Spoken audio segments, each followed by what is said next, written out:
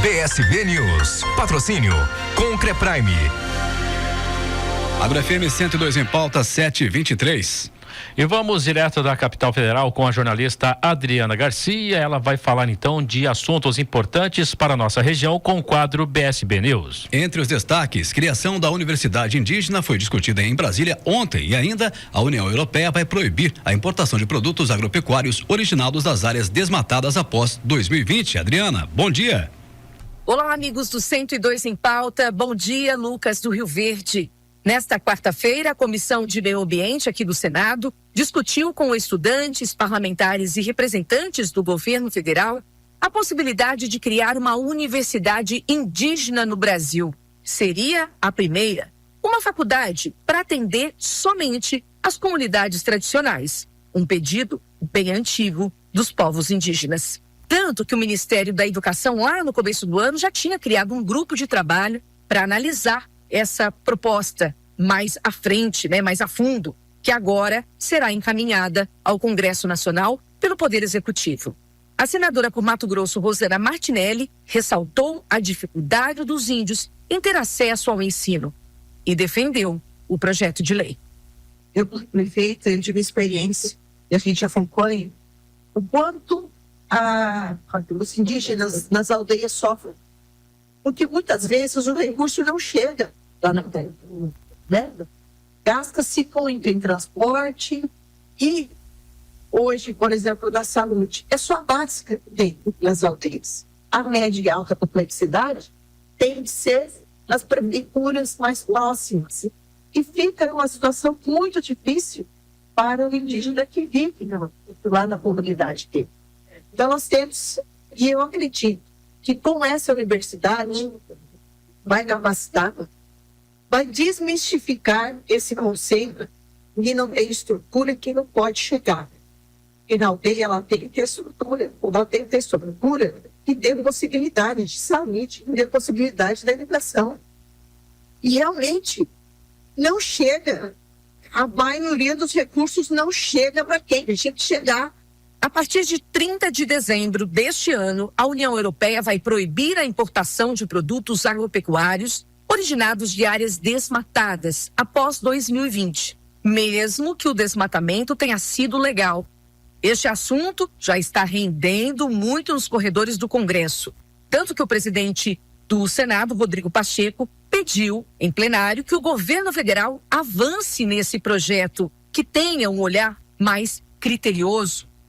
E obviamente que ninguém aqui vai comulgar com o desmatamento ilegal, com a criminalidade, com a marginalidade que faz com que determinadas atividades estejam contaminadas. Mas é muito importante que possa haver por parte do governo brasileiro uma intervenção que possa estabelecer a diferença entre desmatamento ilegal que descumpre a legislação ambiental brasileira e a supressão vegetal autorizada pela legislação e autorizada pelos órgãos ambientais. Esse esclarecimento é fundamental porque o Brasil é um país que disciplina as áreas produtivas, e são cerca de 20% do território nacional, essas áreas que fazem com que o Brasil seja líder mundial na produção e na exportação de soja, de açúcar, de café, de gado bovino, de milho, de celulose e tantas outras commodities.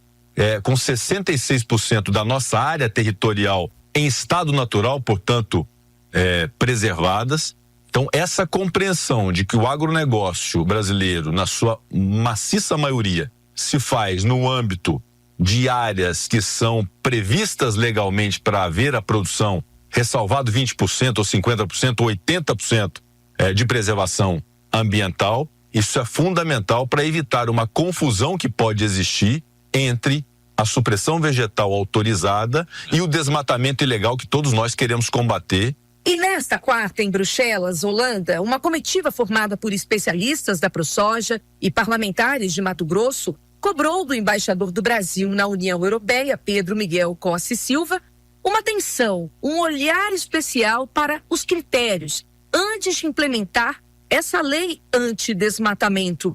O senador Wellington Fagundes, que está nessa missão, e outros representantes da ProSoja falaram sobre essa lei e disseram que é preciso estabelecer uma diferenciação entre o que é produzido em áreas de desmatamento ilegal e em locais permitidos pela lei. Senão, esse projeto vai prejudicar muito a economia brasileira, em especial Mato Grosso.